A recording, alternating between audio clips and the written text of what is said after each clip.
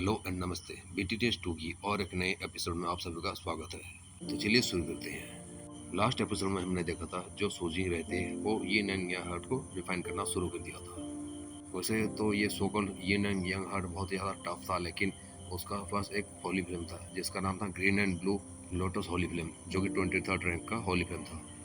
इस फ्लेम के सामने वो जो यिन एंड यांग हार्ट था ज़्यादा टाइम तक एंड्योर नहीं कर पाता और बाद में पिघल जाता है। कुछ ही समय के अंदर पूरी तरह से मेल्ट होकर एक वाइट लिक्विड में चेंज हो गया था। इस वाइट लिक्विड में इतना ज़्यादा स्ट्रेंथ कंडेंस था कि इसके वजह से जो जियान का ब्लड लाइन है वो भी थोड़ा सा सप्रेस होने लगा था। जियान अपने आप को जैसे तैसे करके संभालता है और अभी आगे यह एपिसोड नंबर 50 कुछ चीज़ों की वजह आज का एपिसोड में वॉइस थोड़ा सा क्लियर नहीं आ सकता है। जियान बहुत ज़्यादा फ्यूरियस हो गया था इस सीन को देख के, लेकिन वो भी इस लेवल की स्ट्रेंथ के सामने कुछ कर नहीं सकता। अभी की सिचुएशन में जियान को ऐसा लग रहा था कि उसके सामने कोई भारी भरकम सा एक पहाड़ खड़ा हुआ है।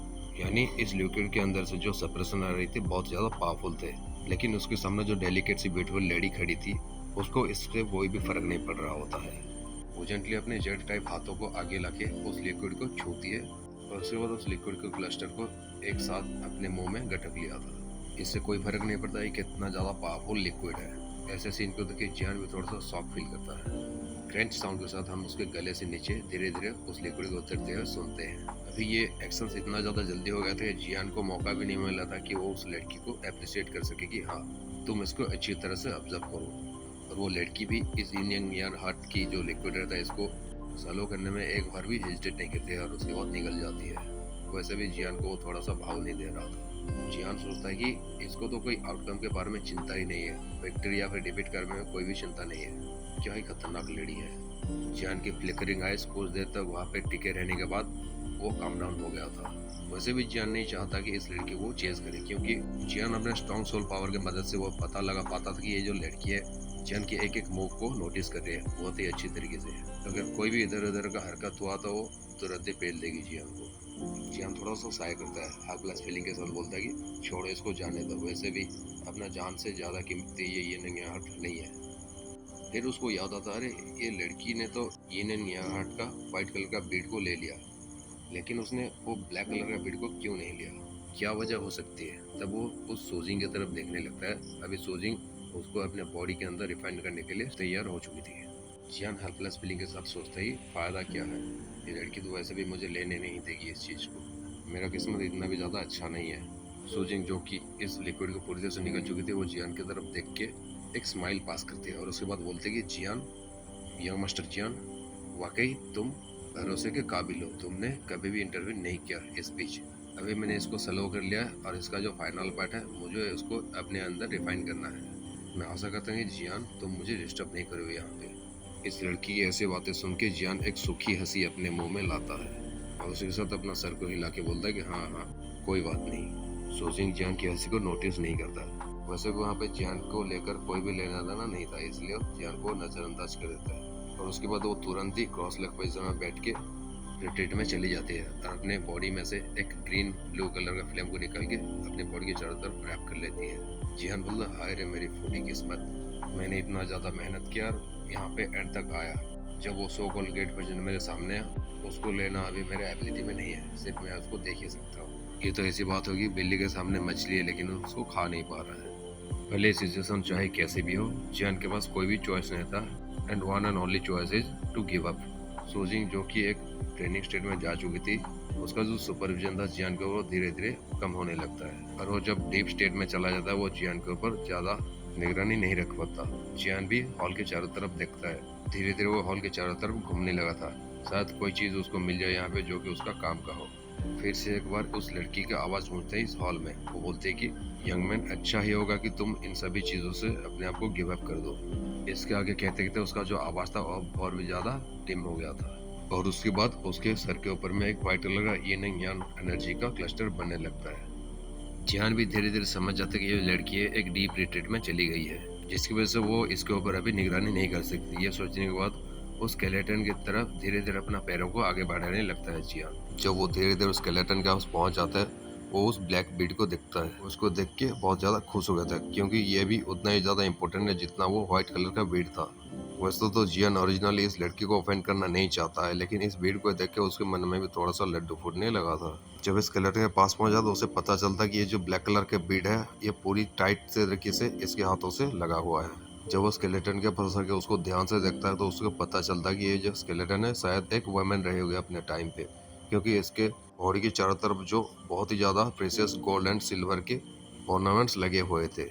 कुछ मिनट्स रिफाइन करने के बाद जो ब्यूटीफुल सी लेडी सूजिंग रहती है वो अपने आंखों को खोल लेती है और सोचने लगती है एक ब्लैक कलर का बीट भी है जो कि इतना ही ज्यादा पावरफुल है जितना ज्यादा पावरफुल कि ये व्हाइट कलर का बीट था। ये कहने के बाद ही वो ब्लैक कलर का बीट की तरफ घूमने लगता है, लेकिन जस्ट वो मूव किया ही था उसका चारों तरफ जो स्पेस था वो कांच की तरह टूटने लगता है। वेल इस तरफ जियान ने भी जो ब्लैक कलर का बीट था उसको अपने हाथों में पकड़ लिया था।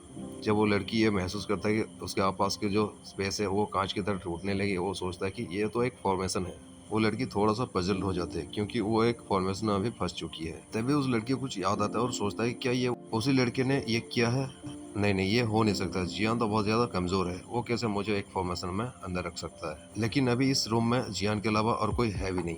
वो जियान की तरफ घूम के देखने लगता है। वो देखता है कि जियान के हाथों में अभी एक ब्लैक कलर का यिन एंड यांग हार्ट तैर रहा है। वो गुस्से से जियान की तरफ देख के बोलता कि बेवकूफ, वो मुझे दे दो, वो मुझे चाहिए।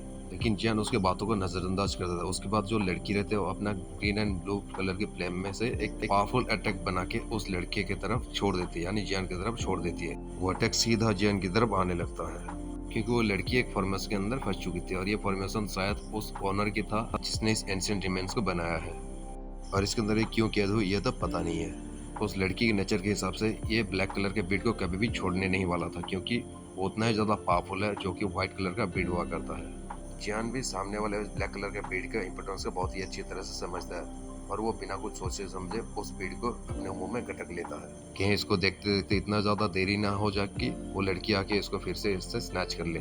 जो वो ब्लैक कलर का बीड उसके स्टमक में चला गया था उसके बाद वो 3000 लाइटनिंग मूवमेंट को यूज करके वहां से चला गया था उस स्केलेटन के साइड में से। जब वो वहां से हटा ही था वहां पे बहुत ज्यादा पावरफुल अटैक आके टकरा था उस स्केलेटन से।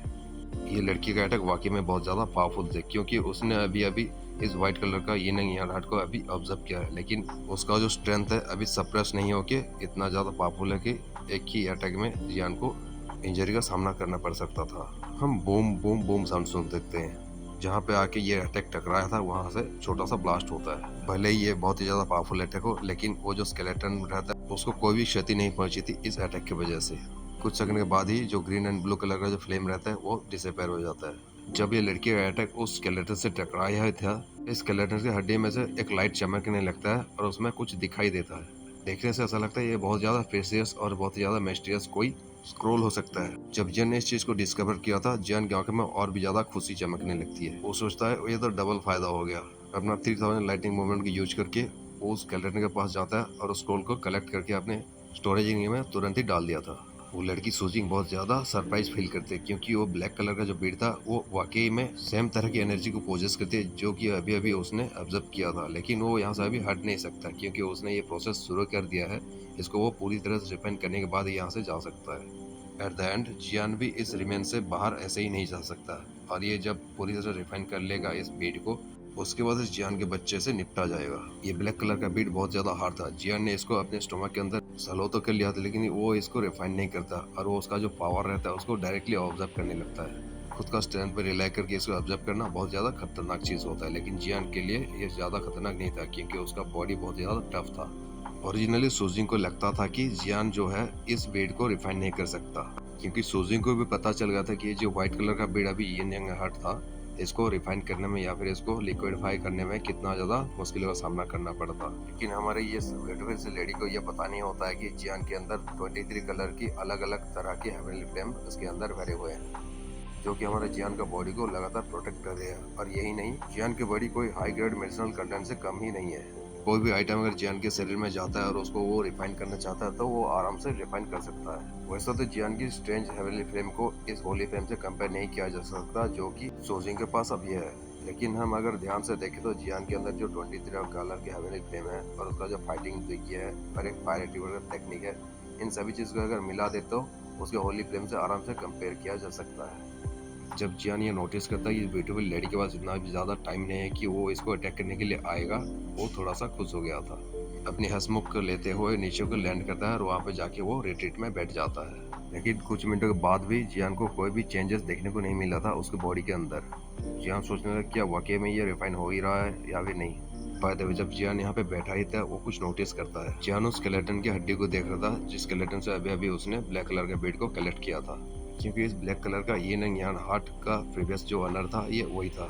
जियान कंफ्यूज था, लेकिन वो कॉफिन जो उसके सामने बैठा हुआ था जियान, उसके अंदर से एक आवाज आता है। उस थ्रोन में बैठा हुआ स्केलेटन बोलता है कि ये मेरा लाइफ टाइम का कलेक्ट किया गया यिन एनर्जी है और ये एक double yin and yang heart में बदल चुका है अभी। जब जियान उस बोन्स में देखता है और बोन में जियान को कुछ फिगर्स दिखाई देने लगते हैं जो कि एक ह्यूमन फिगर की तरह दिख रहे थे।